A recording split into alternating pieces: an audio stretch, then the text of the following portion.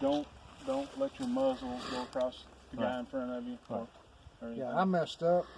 When I went around the door, I didn't go deep enough into the corner so that you could go to that corner. Right. And when I was out there covering this corner and you came in, I was smack between you and the corner and you couldn't do it. Right. That was my fault.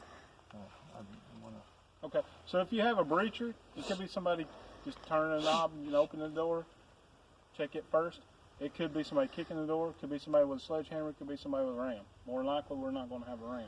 I mean, it's possible, but basically, when they breach the door, they're going to pop back out of the way. Ideally, this hasn't been cleared yet.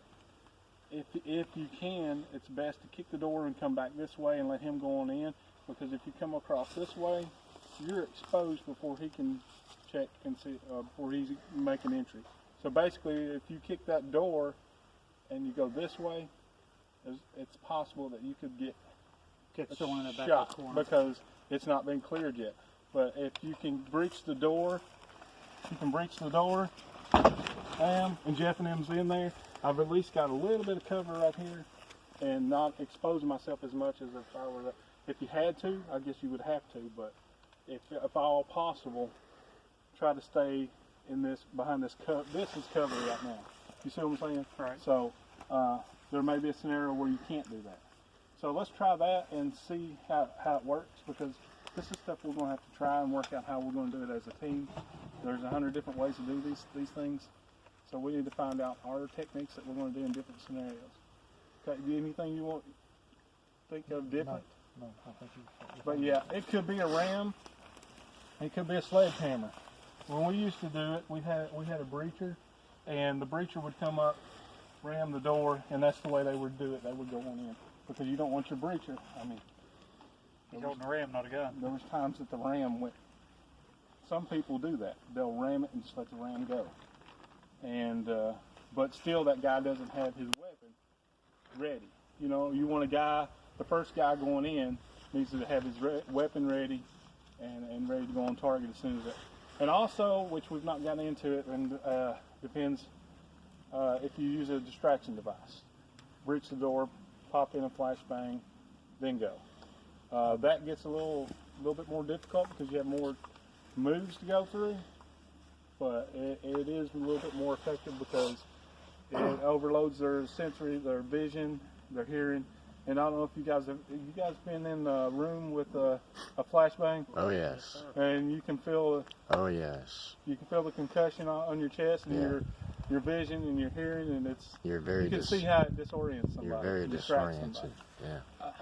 We can if get you're using a breacher, a designated breacher, that's known beforehand, yes. And this is the signal for breacher up. Yeah. When you do this, that means whoever's the breacher, you come circle around everybody, get right in front of the door, get ready to breach. Yeah. Then it's on you. When you're the designated breacher, when you breach, that door is on you. Yeah.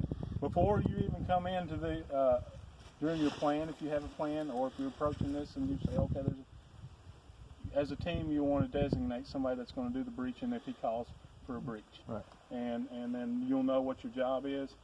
If you have to have tools, hopefully the breacher will have the tools to do the job, because kicking a door a lot of times ain't going to get the job done. I know. And hopefully in the future we'll have some tools to where if we need to breach something with some tools, we'll have stuff to do it, you know. And once we start getting to that point to where we're going to use tools, everybody's going to do it, just in case we need to switch the breacher out. You see what I'm saying? Yeah. That's like every role that we do here. We want everybody to be in each part, so you'll know what to do, whether you're on point, whether you're rear security, or whatever. I'm just having flashbacks, man. Damn door. Okay. I'll never forget it. You want to go point? Have you done point yet? Voodoo, have you done point? Not with y'all. Okay. Let's let you do point this time. We'll do another one. And designate someone to breach the door, and we'll do it that. A little bit on philosophy. Speed, violence. What's it? Speed, force, violence. Force of violence. With a multi-person entry like this, it's based on overwhelming whoever's in the room. Right. okay? Because you are basically running into a room where there may be somebody shooting back at you, and you're just bluntly running in there, okay? So you're depending on the overwhelmingness of people flooding the room to catch them off guard. If you're doing a single person, you really don't want to go in the room at all if you can help it, but the design of that is based more about people that absolutely are going to shoot at you. Okay, with flooding a room, you're kind of banking on they're not ready or they don't have the intestinal fortitude to pull the trigger. You know, does that make sense? Yeah. Okay. When we do these scenarios, that's why I won't put everybody as a bad guy. Yeah. Because you're going to be inside and you're going to see if they come in right and they do it right. You're going to see that you're even if you have your gun there ready, when they come in and they split off and all that, you're going to have a second there that you're going to decide, oh God, there's one there, and it kind of distracts you a minute Right. to figure out Right. the overwhelming force that's coming in. You have to decide which one you're going to shoot first. Right. I mean, so you'll see when they come in fast like that, Yeah.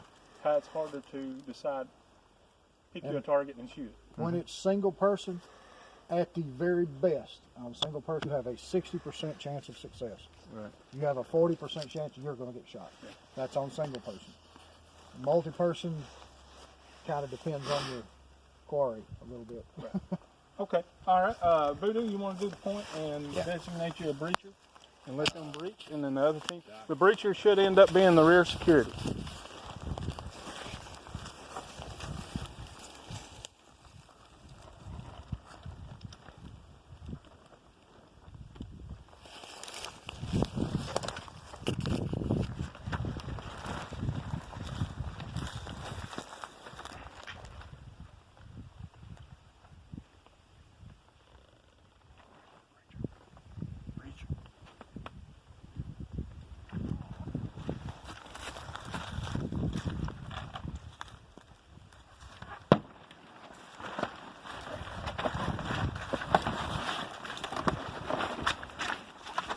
Okay.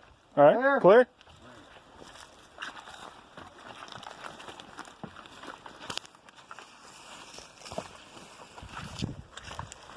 I don't know if I'm doing something wrong every time I do it, but It keeps been popping up. I don't know. Yeah.